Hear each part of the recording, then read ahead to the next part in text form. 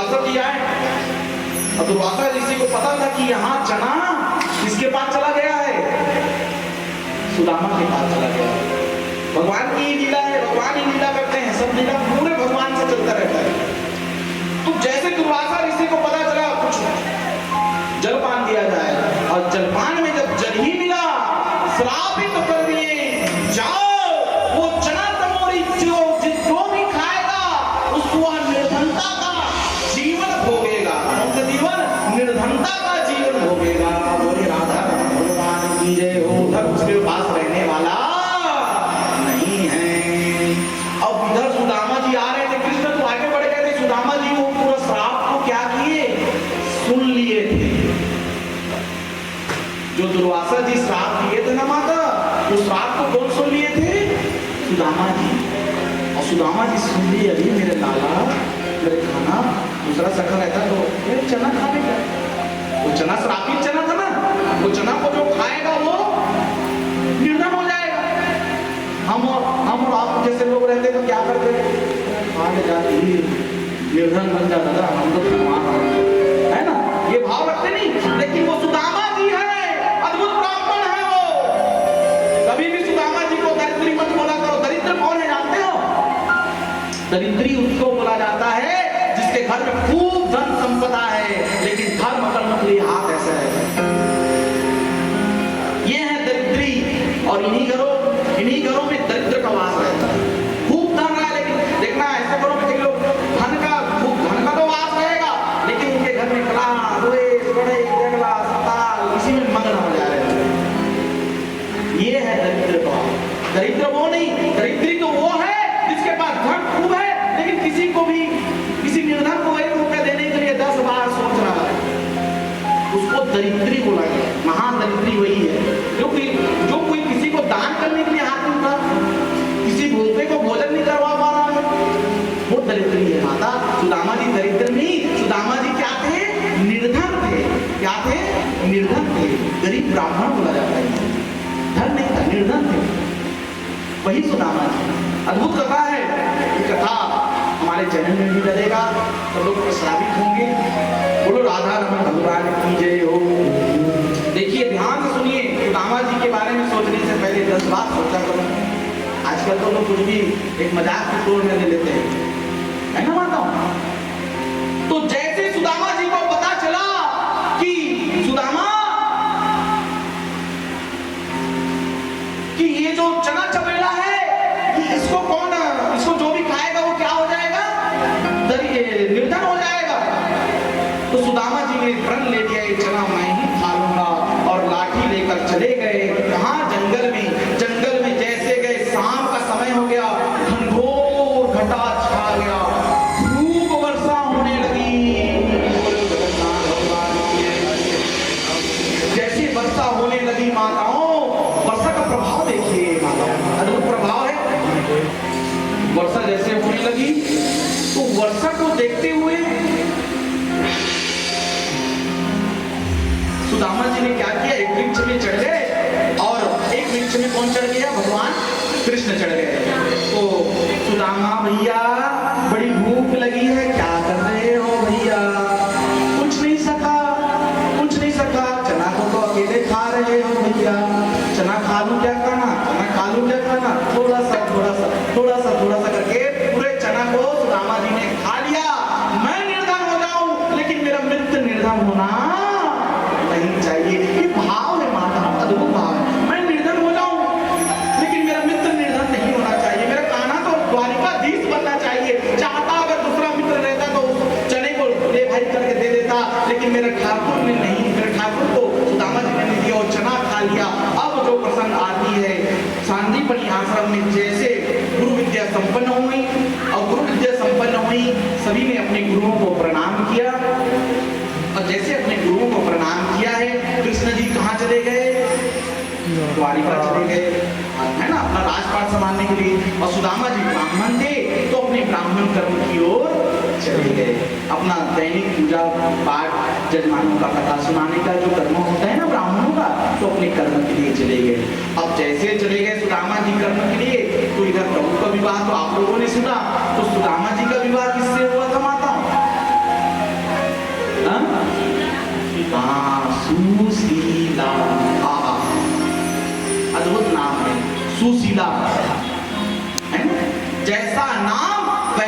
ही गुण, अद्भुत, सुशीला, जैसा नाम वैसा गुण।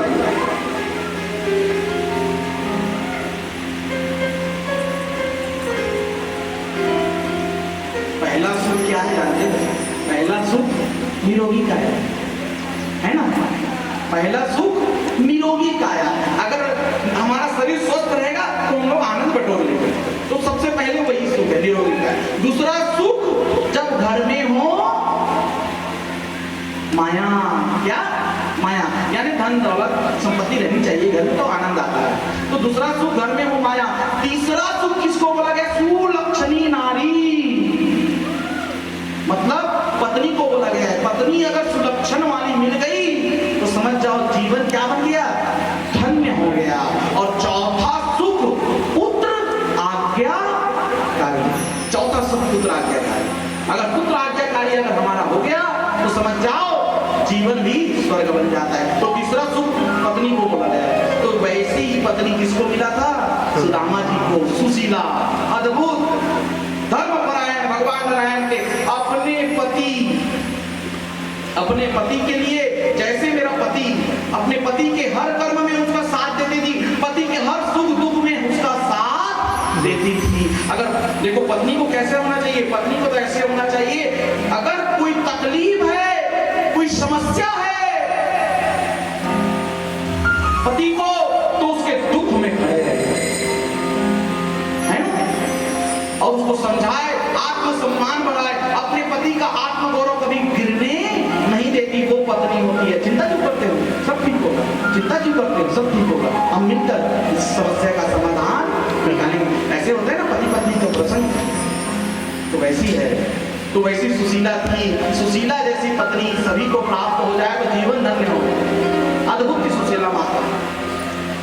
तो पूजा पाठ में, नित्य कर्म में रहती थी। सुदामा जी प्रतिदिन कथा सुनाने जाते थे, लेकिन समय का चक्र देखो, श्राप का प्रभाव देखो, सुदामा जी की घर की दशा बिगड़ना प्रारंभ हो गया। एक चीज याद रखना माताओं, इस दुनिया में सबसे बड़ा अगर कोई पाप है ना, वो गरीबी है। अगर जीवन में गरीबी आ जाए ना, तो अच्छे अच्छे रिश्तेदार भी क्या करते हैं, मुंह मोड़ देते हैं।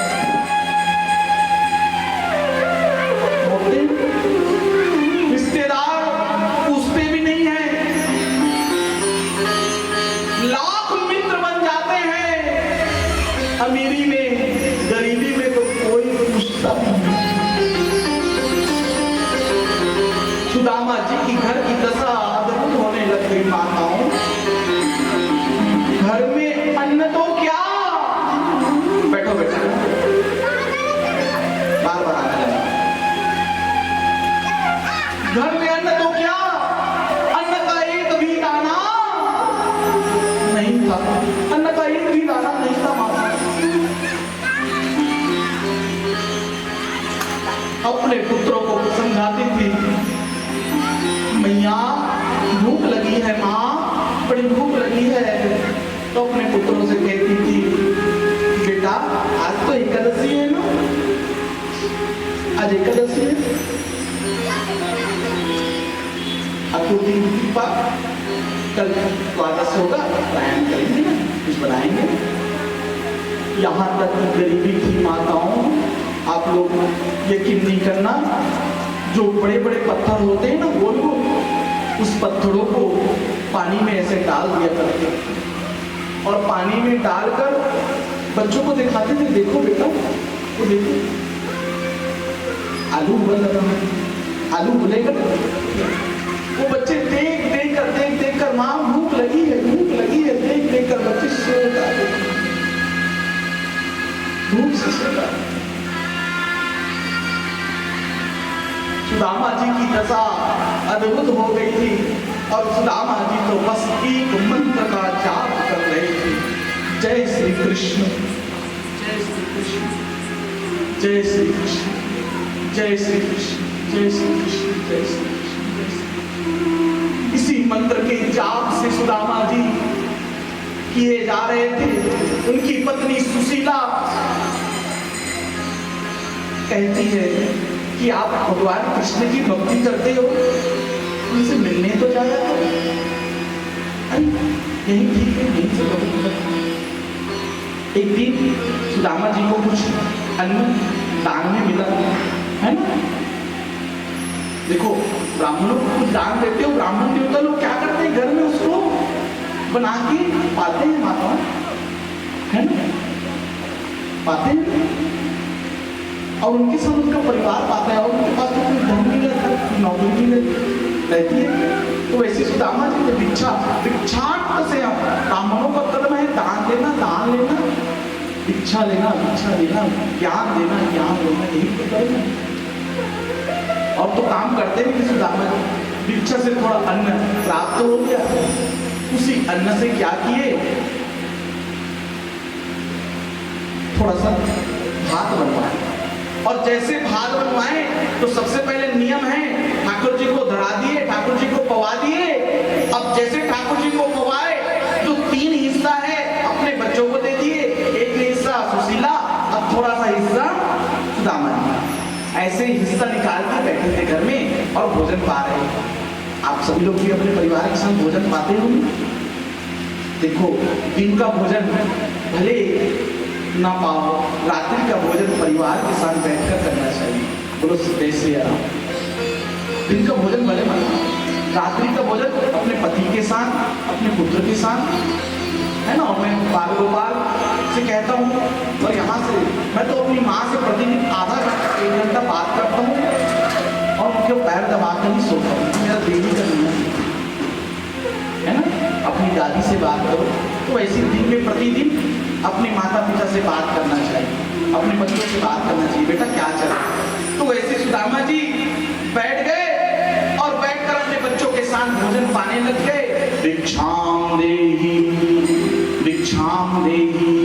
कोई द्वार में भिक्षा मांगने वाले बाबा आ गए, साधु आ गए, तो देखो अद्भुत लीला देखो। थोड़ा सा ही बात था, पत्तल उठाए और कहाँ चले गए, तो बोले हमारे पास आप मेरा खा लेना, नहीं तुम रहने को मैं, और अपने हिस्से का भाग किसको दे दिया, उस भिक्षा मांगने वाले। भगवान परीक्षा पे परीक्षा लेते हैं माताओं, गरीबी में, और भगवान परीक्षा लेते हैं। उस परीक्षा में हमको पास होना, और परीक्षा और कठिन परीक्षा। भगवान जानना चाहते हैं ये भक्त कहाँ तक है, कहाँ तक की मेरी भक्ति कर सकता है। भगवान ये जानना चाहते हैं ये भक्त कितना दिन तक मेरे साथ रहेगा।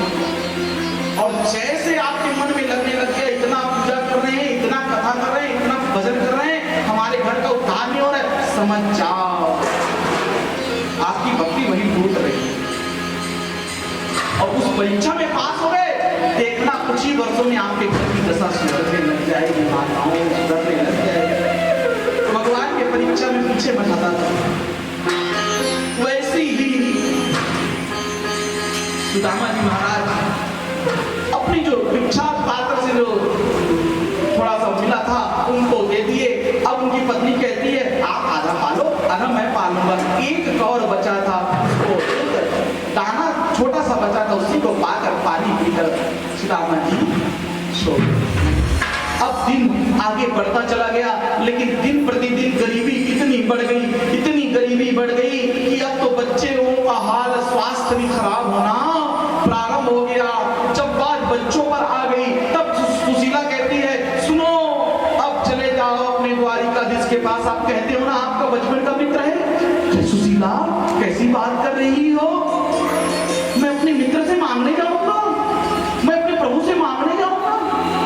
सीखो माताओं सीखो, हम थोड़े से स्वार्थ के लिए भोले बाबा की क्या क्या कर देते हैं। चढ़ा दो, कोई भी कुछ भी बोल रहा है चढ़ाते जा रहे हैं अंधविश्वास।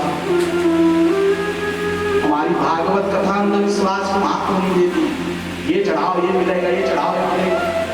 दूध चढ़ाने की प्रथा हमारे भागवत में है, श्री महापुराण में है, दूध दही घी शक्कर चढ़ाओ, लेकिन मंदिर को स्वच्छ रखने की प्रथा नहीं है, मंदिर को स्वच्छ रखने की प्रथा नियम है। अगर आपने उस मंदिर में जाकर फूल चढ़ाया है, संध्याकालीन जाकर वहां से फूल उतारो भी। सुबह अगर पूजा करके गई हो, शाम को फिर मंदिर आओ, पुनः पूजा करो, साफ करो। ये 2 बार पूजा का विधान इसलिए बनाया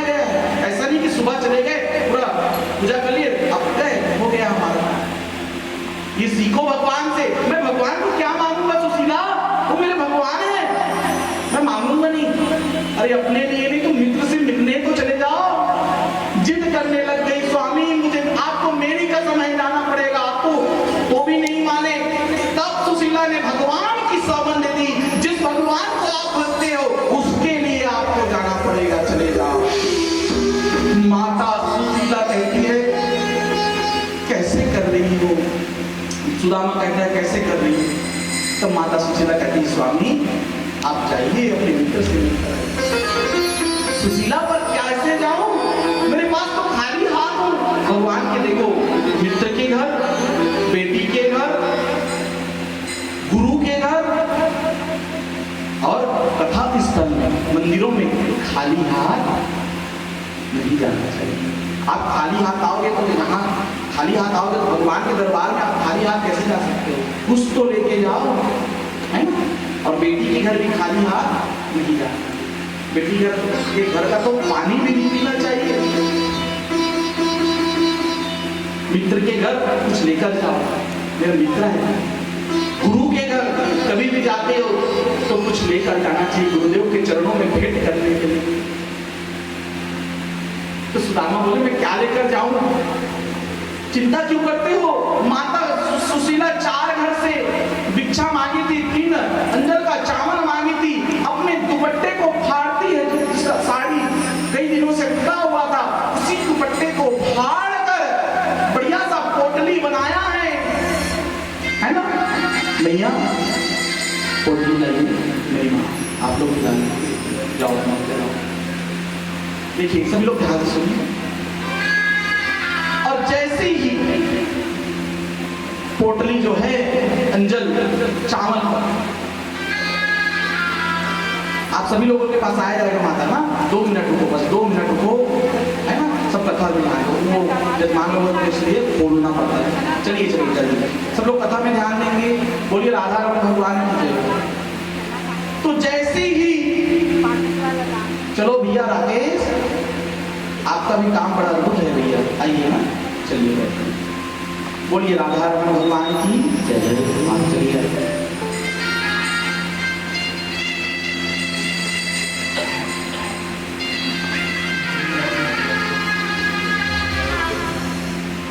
तो जैसे माता सुशीला ने 3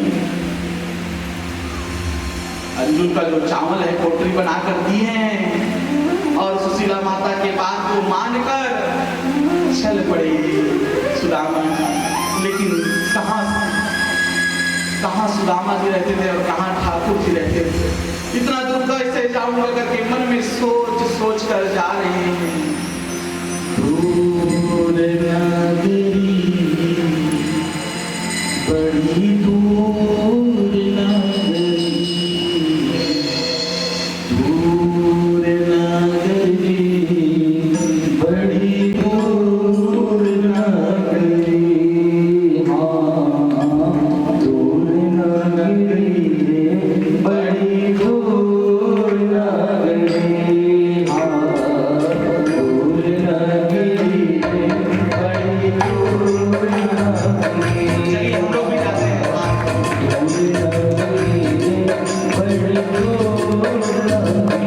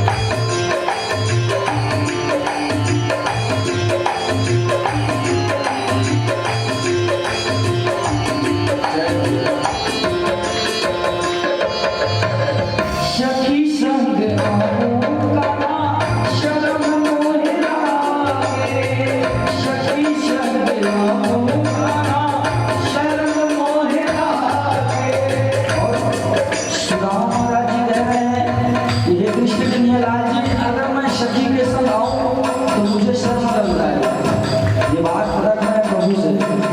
और क्या करना है? शक्ति शब्द रामों का शक्ति मोहे लागे, शक्ति शब्द रामों का शक्ति मोहे लागे, अकेले आऊं तो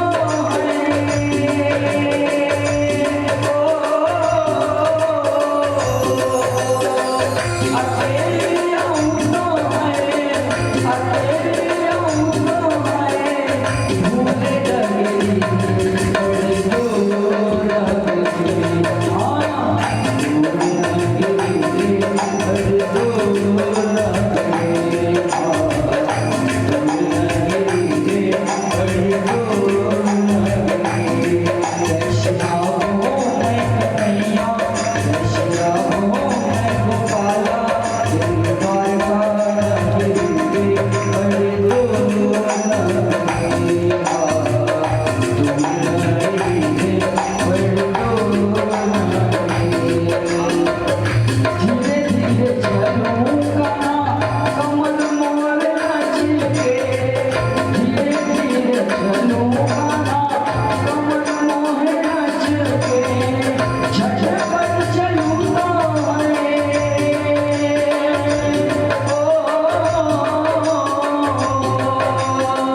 झटपट चलूंगा झटपट चलूंगा जाएगा गली बड़ी दूर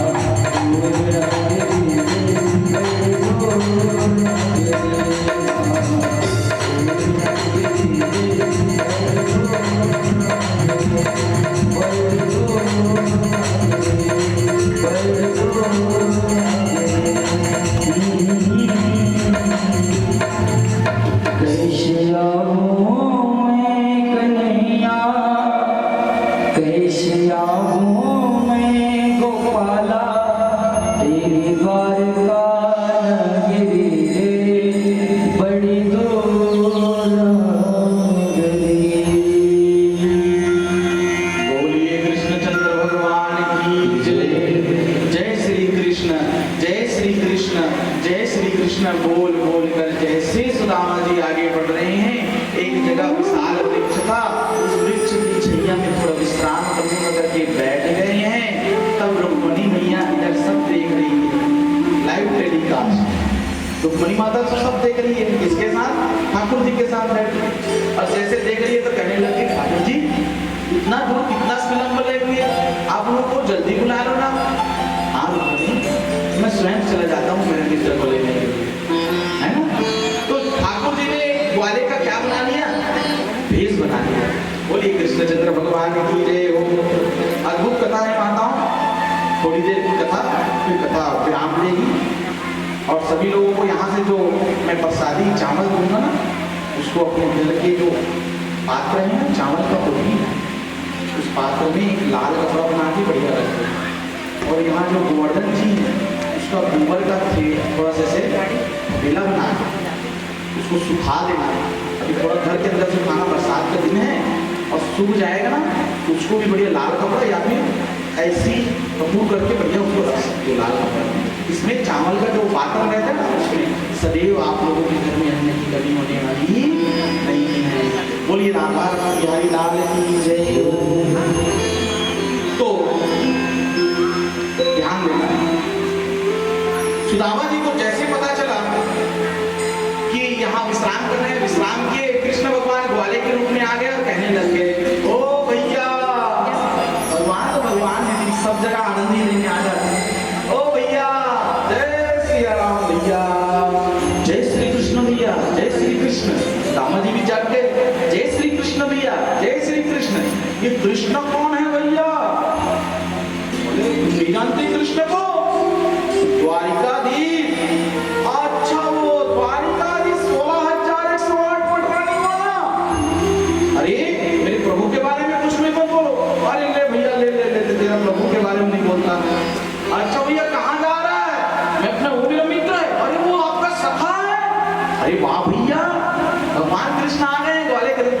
अरे वाह भैया, आपका सखा है।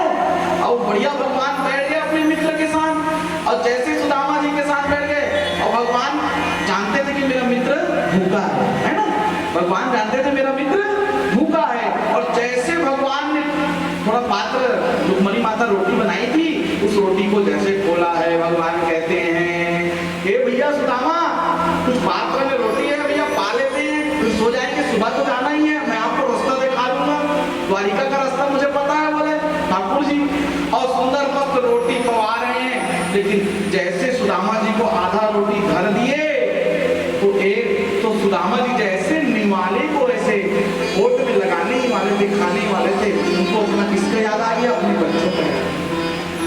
अरे मेरी सुशीला और मेरे बच्चे भूखे होंगे, मेरी सुशीला और मेरे बच्चों ने कुछ खाया नहीं होगा, मैं यहाँ रोटी खाऊंगा। अरे नहीं नहीं नहीं भैया, मैं नहीं खा सकता। क्या हुआ भैया, तुम नहीं खा रहे हो रोटी? भगवान कहते क्या हो गया, क्यों चिंता कर रहे हो? अरे भैया मैं बोला, तुम मेरे उधर बच्चे भूखे हैं और मैं यहाँ रोटी खाऊंगा, कहाँ है? तो बोले भैया अभी तो यहाँ सामने नगर से आ रहे, उसी नगर में तो मेरे पत्नी बच्चे रहते हैं। अरे भैया उस नगर के राजा ने तो भंडारा रखा हुआ है, बोले राजा भगवान की, वहां तो सब चकाचक पा रहे हैं। अरे वाह, मेरी पत्नी और सुशीला और उसके हाँ भैया, सुशीला और उसके बच्चे भी सब गए होंगे, पूरे गांव में खाना नहीं बन रहा है, कल यहाँ भी भोग प्रसादी होगा। माताओं एक चीज याद रखना, माताओं भोग प्रसादी में जो भी प्रसादी मिले, जगन्नाथ जी की खिचड़ी महाप्रसादी में जो भी मिले, अद्भुत होता है ना। और एक चीज याद रखना, कहीं भंडारा मिले, वहां लोग पाने लग जाते हैं, उस भंडारे में कुछ पहले दो, तो वहां कुछ पाओ, ये भाव रहना चाहिए। सभी अधिकारी होते हैं वहां पाने का,